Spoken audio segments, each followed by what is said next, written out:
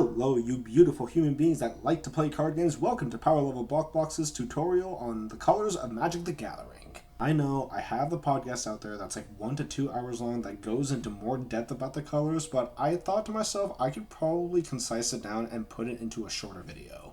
So, without further ado, let's just jump into it. As you all know, Magic the Gathering is a vastly popular trading card game that is worldly known for its versatility. There is never a dull moment in Magic the Gathering when it comes to building your deck, deciding what the theme is going to be, deciding what colors are going to be in it, and how it's inevitably going to destroy your opponent in the end. Plenty of cards, so many decisions, so many things to choose from. But before all of that comes into play, we have to start at the core basis. The colors. Green, white, red, blue, and black. Let's do this! Let's start off with everybody's favorite buddy color, green! Right off the bat, green is my go-to color when it comes to making a casual and fun deck. It's safe, and most importantly, it takes care of most things a Magic player needs to worry about. It generates you mana fast, it gains you life, it gives you big creatures, it gives you protections for those big creatures. A new car, a new house, you name it, the world is your oyster. You can pay for anything with the amount of mana and flow that green has to offer. Just, for the love of God, do not tunnel vision yourself into one specific area in this color. Your army of creatures can get nuked with sorceries and instants. Your life can plummet down to 0 if you're not careful, if you do not have a defense. Green needs a balance of both of these in order to be effective, and if you can control that balance, it is easily one of the strongest colors in the game. Then we go to green's not so distant cousin, but still relatively a safe color, white! The reason why I say white is a distant cousin of green is because,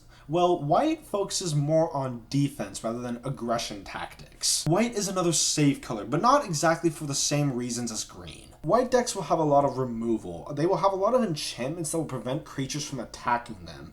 They will also have life gain cards, kind of similar to green. I call this color the pillow fort color because, well, if you're going against a pure white deck, you're not taking it down easily. A common white deck tactic is building up their forces while delaying their opponent's board presence until the white deck's setup is ready. It's a matter of getting to that setup where white's weakness comes in. White, in my opinion, is easily the slowest color of the spectrum, but it has more than enough resources to make sure their opponents play along the same pace as they do. Then there's the color that doesn't care if it destroys your own field or not, just as long as your opponent dies first, red. Okay, to get it out of the way, red is the color that most people gravitate towards when they are first learning Magic. Just because red is not subtle, it is very straightforward. It cares about screwing over your opponent and nothing else. A very common red tactic is blasting their opponent in the face directly at their life total. I'll admit, red decks are fast.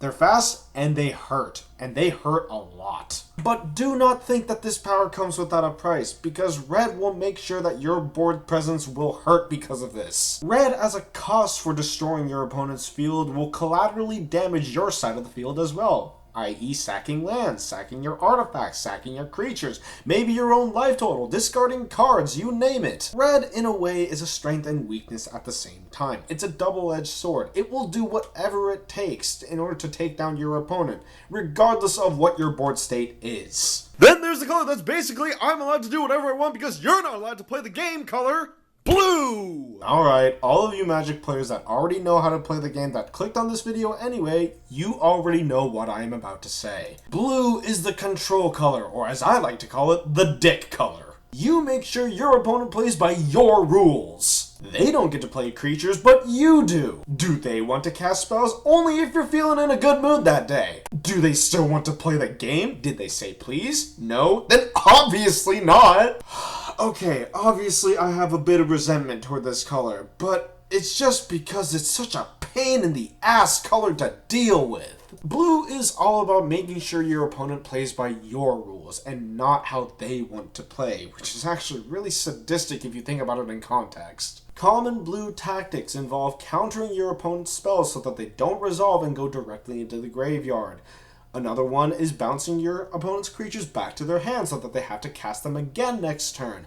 And another one that I've been seeing recently just because of the Zendikar Rising set coming out, milling cards. If your opponent has been having a good day so far, you can absolutely ruin their day by milling their deck, which is literally putting cards from their deck into their graveyard directly. Which, by the way, if you run out of cards from your library, or deck in this case, you lose. This is what blue does. It makes sure that nobody else can play the game besides them, and if they want to play the game, they have to say the magic words in order for them to do so. But the ultimate question is this color undefeatable? And the answer is no. The weakness behind a blue deck is the player itself. Blue is the other color I was going to say that is very slow when it comes to progression.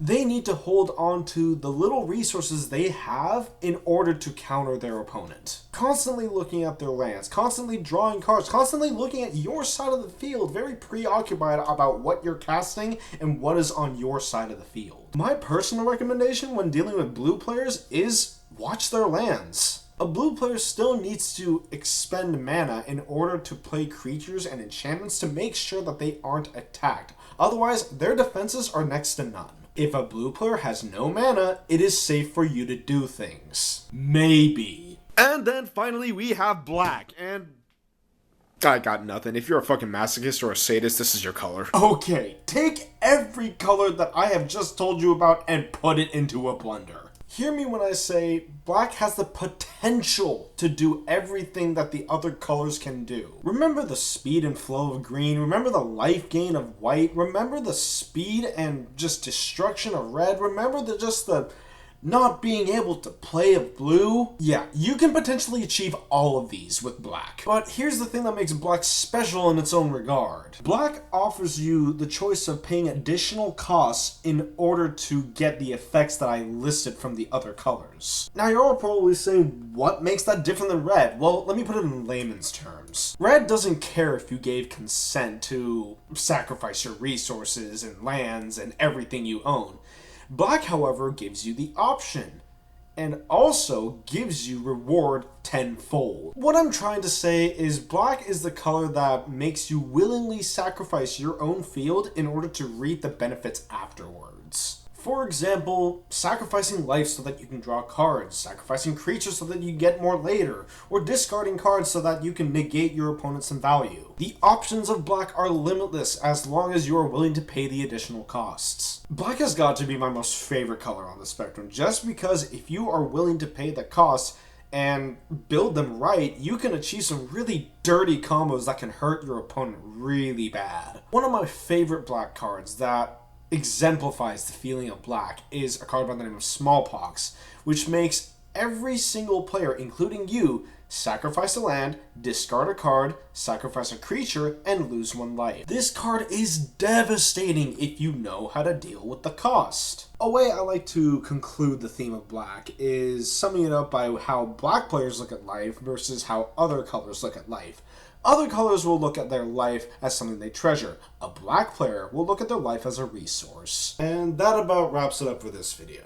What I gave you guys was a core basis of the colors. How the deck operates and how the deck functions is totally up to you guys. I don't usually make solo videos like this, but if I do make another one, I'll probably go over some combinations of different colors that I like. So we shall see. Until then, this is Power Level BlockBlocks. I hate recording myself, and I'm signing off.